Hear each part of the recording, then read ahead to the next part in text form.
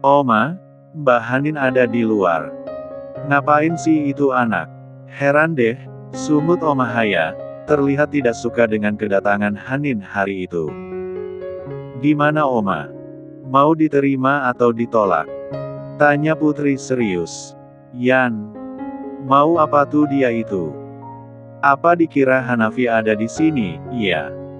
Oma Hanafi memijat pelipisnya yang terasa nyeri. Lah, masih ada hubungan toh, Oma. Putri jadi penasaran. Entah. Biarkan saja dia masuk. Mau apa coba dia ke sini, sahut Oma. Dengan malas menyuruh Hanin untuk masuk ke mansion miliknya itu. Putri meminta asisten bagian depan untuk membuka gerbang. Dan membiarkan Hanin masuk, setelah Putri menginstruksikan untuk Hanin diberi akses masuk. Terakhir, Putri membuka pintu utama rumah itu dengan setengah enggan, mempersilakan Hanin masuk. Wajah Hanin terlihat lelah, namun masih menyiratkan ketegasan. Ia melangkah masuk, menyusuri koridor rumah yang megah. Sepatu hak tingginya menimbulkan bunyi ketukan yang teratur, memenuhi keheningan di ruang tamu. Oma Haya duduk dengan anggun di sofa, menatap tamunya dengan ekspresi yang sulit ditebak. Hanin, sapa Oma Haya, suaranya pelan namun tegas. Ada angin apa datang ke sini? Seingat saya, hubungan kamu dengan keluarga ini sudah selesai. Hanin menelan ludah, mencoba mengatur emosinya. Oma, saya datang bukan untuk membuat masalah. Saya hanya ingin penjelasan. Penjelasan apa lagi? Oma Haya menatap tajam, meskipun senyumnya masih bertahan. Bukankah semuanya sudah jelas? Hanafi telah memilih jalannya sendiri. Hanin mengerutkan kening, hatinya terasa panas mendengar nama itu disebut. Saya tahu, Oma.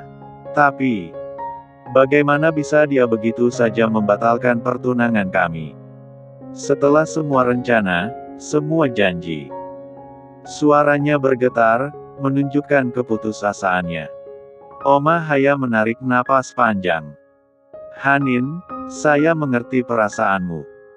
Tapi kamu harus menerima kenyataan. Hanafi bukan lagi pria yang bisa kamu harapkan. Bagaimana Oma bisa berkata seperti itu? Hanin mendekat, menatap Oma Haya dengan mata berkaca-kaca. Saya mencintainya, Oma. Saya berhak tahu alasannya. Apa karena perempuan itu? Apa dia benar-benar akan kembali pada Arini? Perempuan yang dulu meninggalkannya begitu saja. Oma Haya menatap Hanin dengan lembut namun tegas. Nak, mendampingi seseorang itu bukan sekadar soal cinta. Hanafi telah melihat sesuatu yang lebih penting dari sekadar masa lalu atau janji-janji. Dia ingin memperbaiki hidupnya. Jika itu berarti kembali pada Arini, saya mendukungnya. Hanin terdiam sejenak, menggigit bibirnya untuk menahan tangis. Jadi, Oma juga mendukung dia meninggalkan saya. Apa salah saya, Oma? Saya sudah memberikan segalanya. Nak, Oma Haya memegang tangan Hanin dengan lembut, meskipun ada sedikit dingin dalam sentuhannya. Kadang, cinta itu tentang melepaskan. Bukan karena kamu tidak cukup baik, tapi karena hati manusia tidak bisa dipaksakan. Hanin terisak, namun mencoba menahan air matanya. Oma, saya sudah terlalu banyak berkorban. Jika Hanafi meninggalkan saya tidak tahu lagi harus bagaimana. Oma Haya tersenyum kecil, meskipun matanya tampak sayu. Kamu perempuan kuat, Hanin. Jangan biarkan satu keputusan ini menghancurkan hidupmu. Dunia ini luas, dan kamu pasti akan menemukan kebahagiaan lain. Biarkan Hanafi memilih jalannya, dan kamu juga harus memilih jalanmu sendiri. Suasana hening. Hanin menunduk, mengusap wajahnya yang mulai basah oleh air mata. Ia merasa kalah, namun kata-kata Oma Haya perlahan meresap ke dalam hatinya. Oma, Ujarnya dengan nada tegas, saya tidak datang ke sini hanya untuk mendengar nasihat atau menerima penolakan. Tapi karena ada hal yang lebih besar dari ini semua. Bukan hanya tentang hubungan kami yang kacau balau, gara-gara si Arini sialan itu. Oma Haya mengangkat alisnya, memandang Hanin dengan penasaran. Hal besar apa yang kamu maksud? Hanin duduk di kursi di depan Oma, menatapnya tanpa ragu. Saya tidak akan membatalkan pertunangan ini, Oma. Ada sebuah acara besar bulan depan fashion show internasional dan Hanafi dijadwalkan hadir sebagai tamu kehormatan, sekaligus tunangan saya. Event ini adalah kesempatan saya untuk melejitkan karir sebagai model. Jika pertunangan kami batal, reputasi saya akan hancur, dan saya akan kehilangan segalanya. Oma Haya menghela napas, menyilangkan tangan di pangkuannya. Hanin, apa kamu tidak melihat? Hanafi sudah membuat keputusannya. Jika dia bahkan tidak mau bertemu atau berbicara denganmu, bagaimana kamu bisa berharap dia akan datang ke acara itu? Hanin mendesah frustasi, menggenggam erat tangannya sendiri.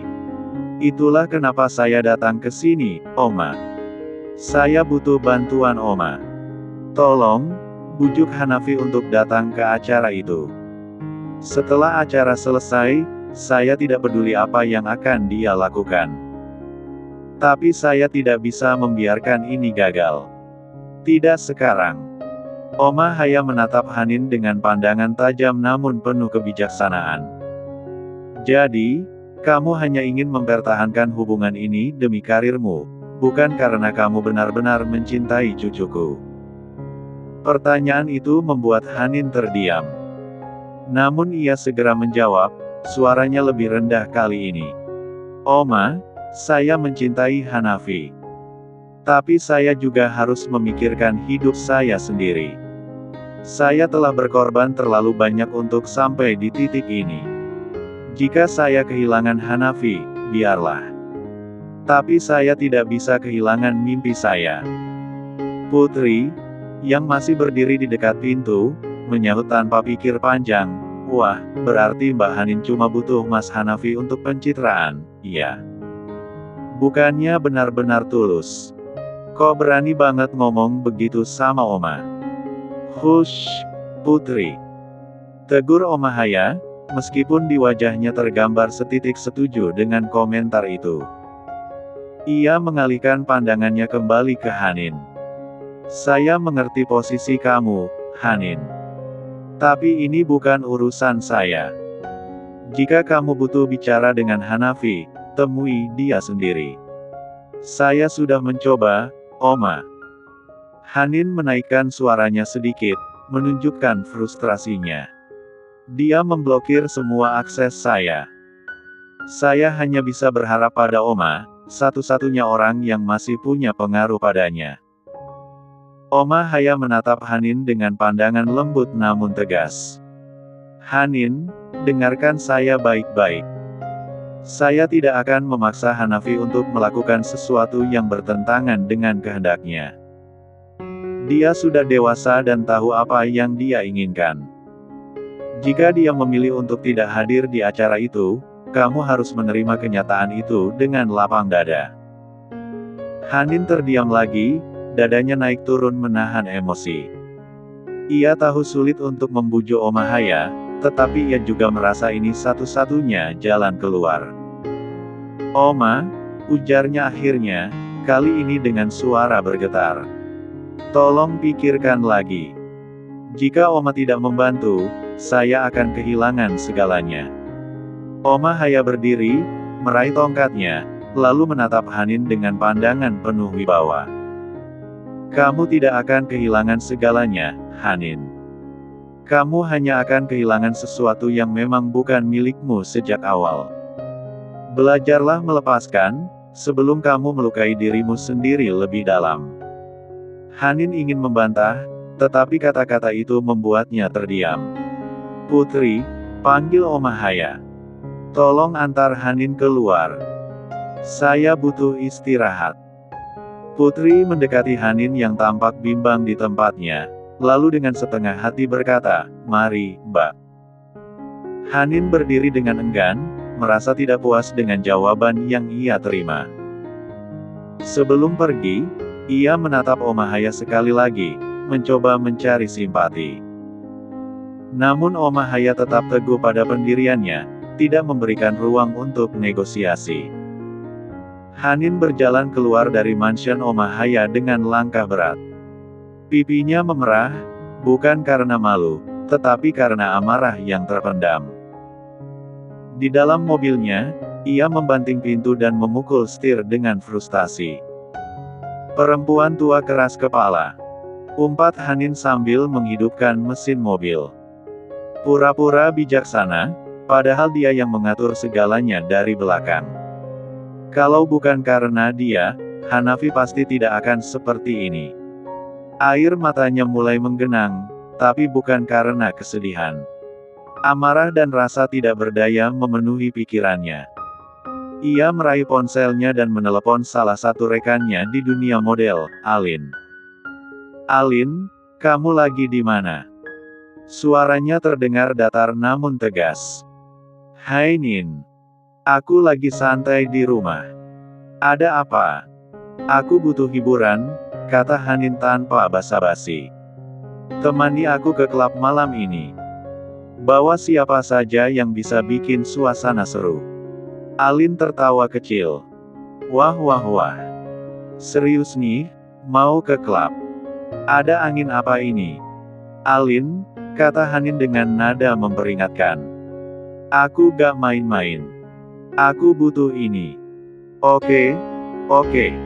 Aku jemput kamu jam 8, iya. Percantik dirimu. Kita senang-senang malam ini." Malam harinya, lampu neon klub berkedip-kedip, menciptakan suasana yang gaduh dan gemerlap. Musik berdentum keras, menggetarkan lantai di bawah kaki Hanin.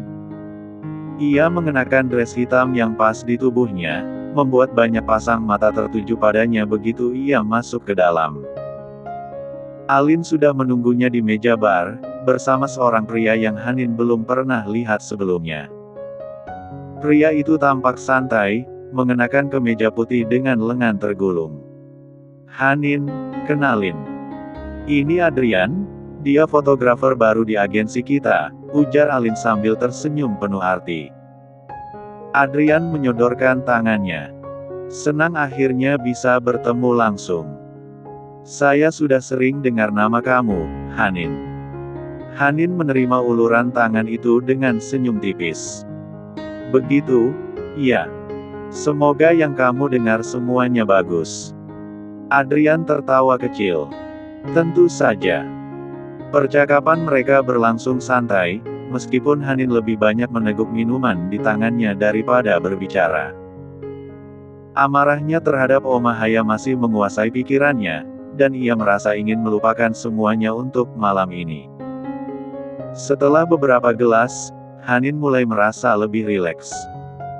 Adrian yang awalnya hanya menjadi pendengar pasif mulai menggoda dengan kalimat-kalimat ringan, dan Hanin merespons dengan tawa kecil.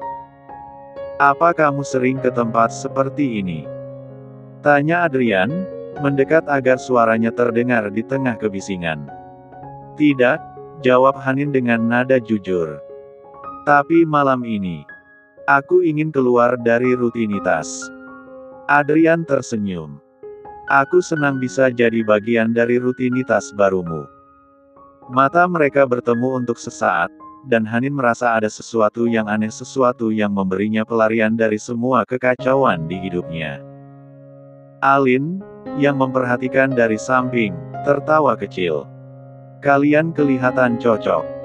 Jangan terlalu serius, ya. Malam ini untuk bersenang-senang." Lalu ia pergi begitu saja, meninggalkan keduanya. Malam itu, Hanin membiarkan dirinya hanyut dalam suasana.